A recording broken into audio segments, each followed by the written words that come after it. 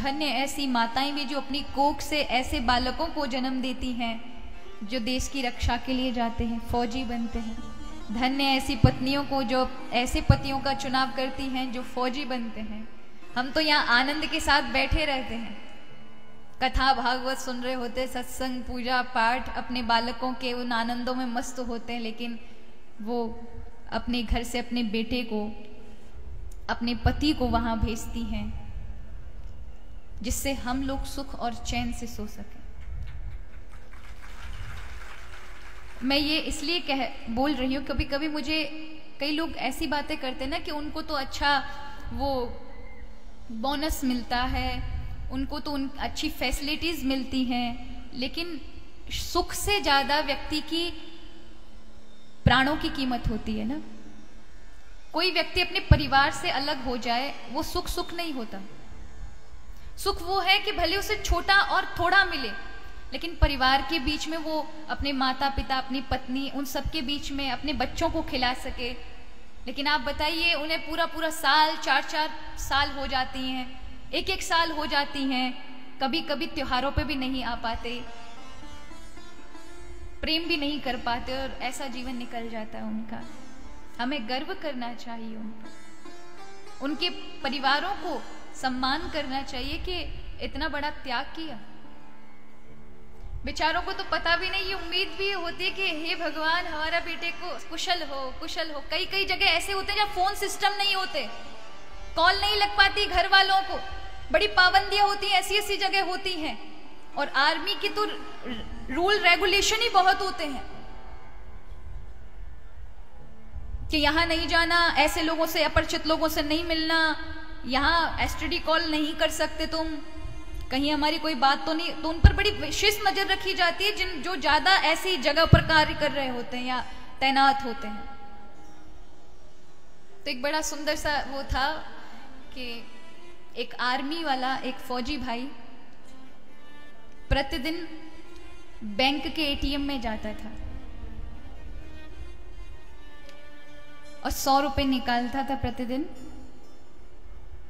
और चला जाता था। प्रतिदिन का काम था 100 रुपए डालना और 100 रुपए निकालना।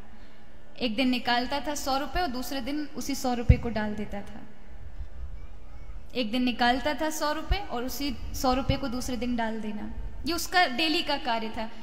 जो एटीएम का गार्ड था वो भी देख के परेशान, ये क्या करता है, 100 रुपए निकालता है, अगले दिन 100 रुपए डाल देता है। आसपास के लोग भी ये देखते थे कि भैया हर दिन आता है, 100 रुपए निकालता है और अगले दिन 100 रुपए डाल देता है।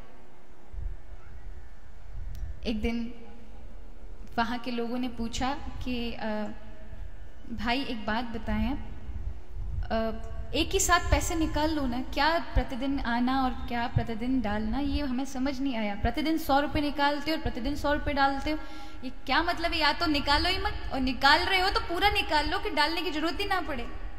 तो रो पड़ा। उसने कहा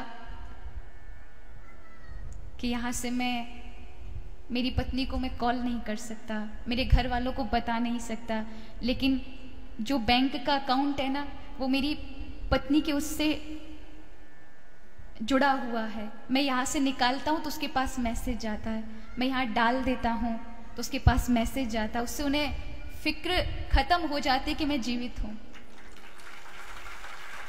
उन भावनाओं को देखें जिनको ये तक पता नहीं होता कि हमारा बालक ठीक है कि नहीं है।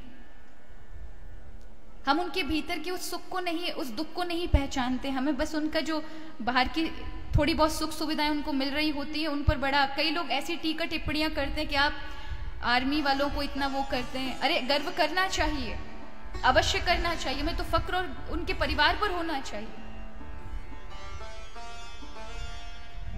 लेकिन कई बार लोगों को मैंने सुना ऐसा बोलते हुए कि क्या हुआ, अरे उनको इतनी फैसिलिटीज, क्या आपको दे दी जाए और आपको तैनात कर दिया जाए, जाओ वहां, तो एक अपने बच्चों को नहीं भेजेगा। कौन किसी अपने बालक को अपने से अलग करना चाहता है? सुख तो वाकई अपने परिवार के साथ रहने में, लेकिन उनके त्याग को बारंबार प्रणाम। इस व्यासपीठ से भी मेरा उनको हृदय से प्रणाम।